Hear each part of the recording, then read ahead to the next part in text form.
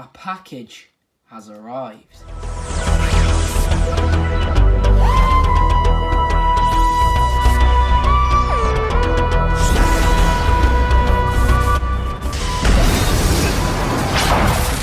I can tell what this is from the back of the packaging.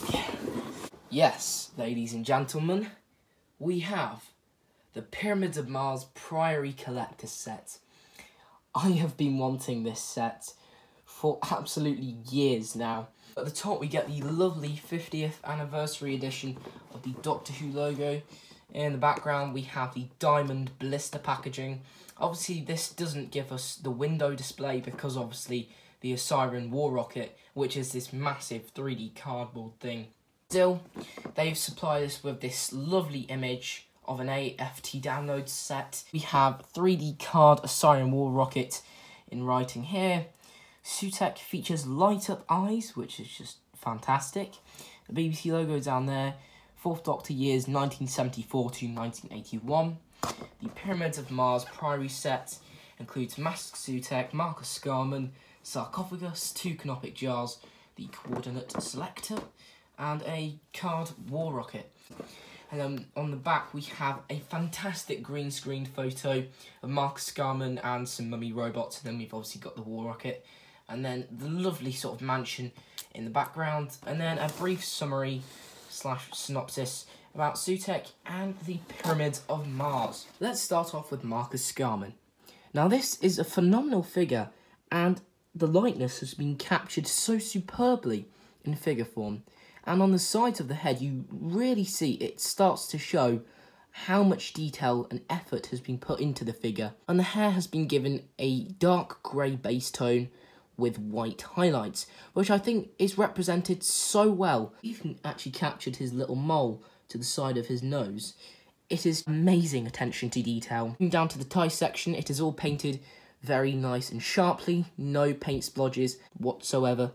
And they have reused parts of other figures. For example, the hands, I don't know if you can see, are Sylvester McCoy's hands, but they work, which is the best thing about it. They've also used, I think they've used the arms and legs of Marcus Scarman from City of Death, but yet again, that works as well. So as long as the parts do work from reusing other sculpts, I'm absolutely fine with it. We've got sort of the spats on the shoes as well. Articulation, unfortunately my head can't move. I think it's because it's very stiff. The arms can do a full 360, although they are very stiff as well. There's bicep articulation, 360 at the hands. There is thigh articulation at the legs. They can kick out to 45 degrees, bend at the knee. There is also a waist articulation, a full 360. So, very decent for articulation. Turning to accessories, he comes with the coordinate selector, which I believe was used in the episode to pilot the Osiris War Rocket, I believe. So, it's basically just a silver cylinder with engraved patterns on each end, which are represented in a very nice bronze colour, if it just focuses. Yeah, that is a very nice accessory. There we go. You can hold the coordinate selector, just like so, and it's a very cool stance for him as well. So, for display purposes, that is fantastic. On to Sutekh the Destroyer. Now this has got to be one of the best classic villains in Doctor Who, and one of the best figures in the entirety of the character options range. Now comparing it to the early release Jackal Head Sutekh, to the right here, you can see the body sculpts are reused. It's just exactly identical, so nothing different here. But the only real difference, the notable change here on this new figure, is the head. Now, taking a look at the body itself, the patterns on the body, which are fantastically done. We've got all the piping, the crimson red colour for the hands, and I think these are slightly different shades of red, which really do contrast the body. And we've even got the legs down here, which are just supporting the bottom, you know, just to make this figure much more easier to stand up.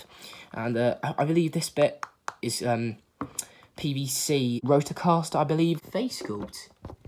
It is impeccable detail. We've even got the red cobra, which I'm very fond of here.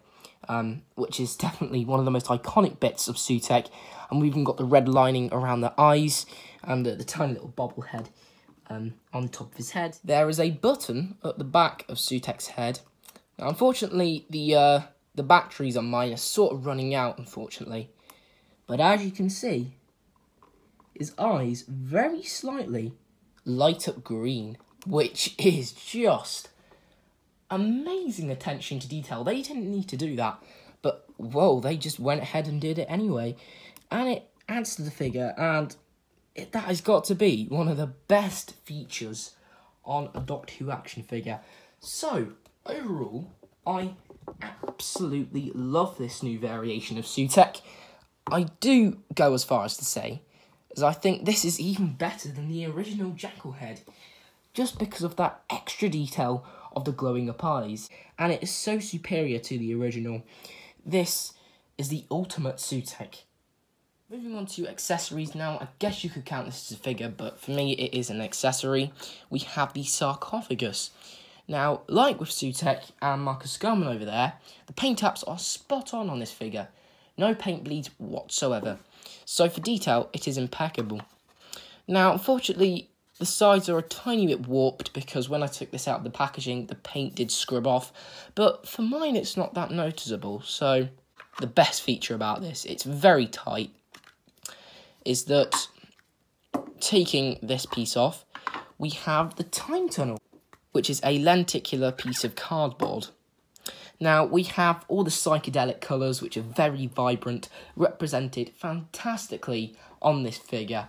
And it looks just like how it did in the episode. So for display purposes, I'd sort of keep it half open, because that's really the most iconic thing for Pyramids of Mars. It just looks really eye-catching. Moving on to the canopic jars, a lot of you have probably already noticed the mistake on these.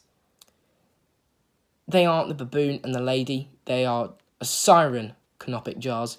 The seller has supplied me with the wrong canopic jars. I'm quite disappointed with that, but then again, they're only accessories. And last of all, here we have the Osiris War Rocket, which is finally assembled. Now, you may be thinking, well, this took quite a long time.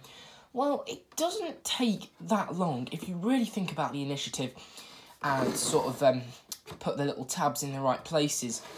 So it doesn't take an awful lot of time to do, as long as you're sort of methodical with the way you build it. So this War Rocket is fantastic. I know it might be a bit flimsy because of the cardboard, but in reality, it is phenomenal. You know, it's such a great display with the figures as well. And we've even got the very dynamic sort of pattern, which goes back to the sort of pyramid, sort of Egypt time. Got this bit here, which is sort of like the door section. And I do believe there is supposed to be a Velcro thing here, but I've just left that in the box because I don't really see the point of having a Velcro, and you don't really want a big black dots on your War Rocket, so, you know. But, yeah, it's very, very nice a design as well with the V shapes here. So, overall, what do I think of this set? It is absolutely phenomenal attention to detail. We get a lovely Sutek with the impeccable glowing up feature with the eyes. We get Marcus Scarman, which is such a magnificent figure. You know, no one was ever expecting Marcus Scarman. We even get the sarcophagus here, which I just forgot, which is a great display, as well as the Osiris War Rocket, which is a phenomenal display. You can have Sutek looming at the back here, sort of coming down the runway here. And you can have Marcus Scarman at the front. It's got to be one of the best classic sets ever released. I think it's one of the most sought after.